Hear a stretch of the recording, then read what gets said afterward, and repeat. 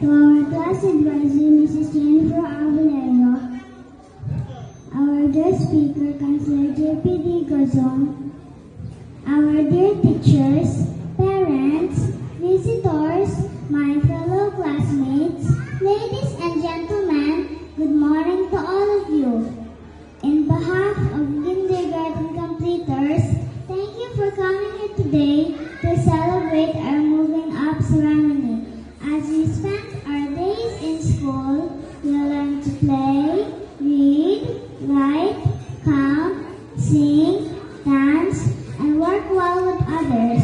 We also learn proper and good behavior.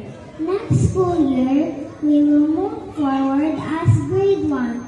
We promise to study harder and be more responsible.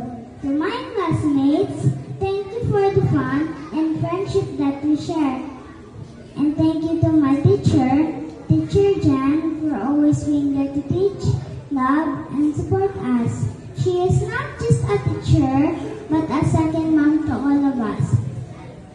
To our parents and family, thank you for loving us unconditionally. And I also like to say thank you to my school, Suglaban Elementary School, for providing us with excellent education. And lastly, but most importantly, thank you, dear God, for giving us this life